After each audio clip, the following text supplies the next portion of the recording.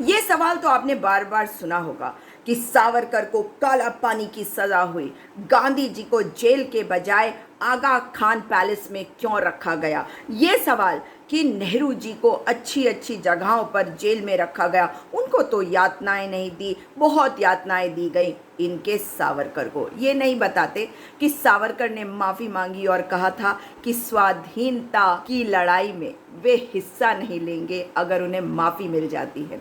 उन्होंने ये भी कहा था कि अगर मुझे माफ़ कर दिया अंग्रेज़ों ने तो और कुछ नहीं करूँगा, केवल उनके गुणगान करूँगा। 60 रुपये की प्रति माह की पेंशन भी पाई थी कायर सावरकर ने।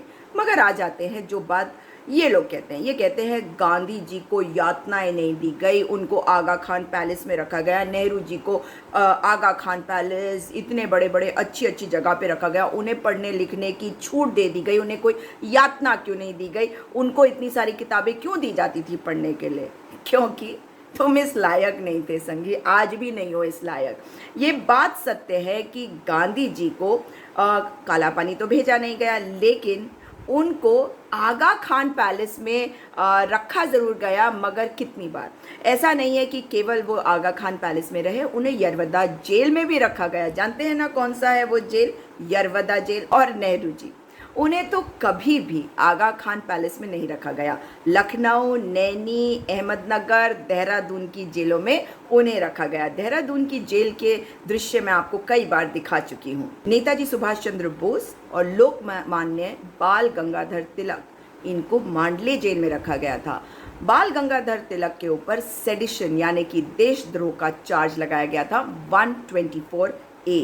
नेताजी को कलकत्ते में नहीं रखना चाहते थे अंग्रेज, क्योंकि वो उनका गढ़ था और अंग्रेज उनसे डरते थे। आ जाए सावरकर पे।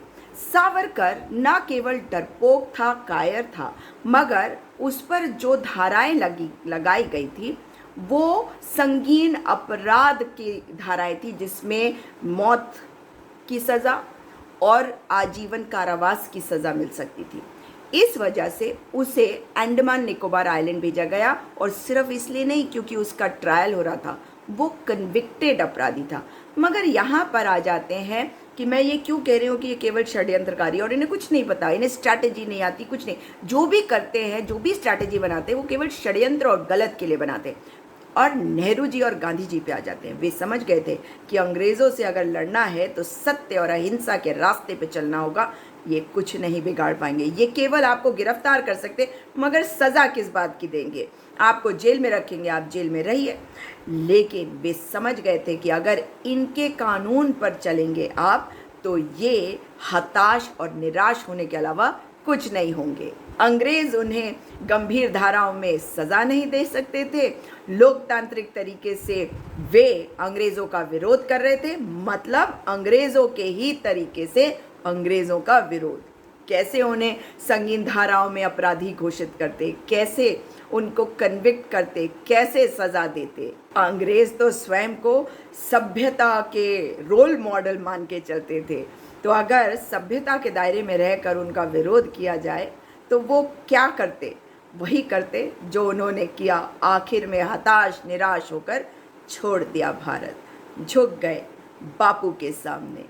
बापू से सावरकर को कंपेयर करने वाले लोग ये कभी नहीं समझेंगे, क्योंकि जब नाश मनुज पे छाता है, पहले विवेक मर जाता है।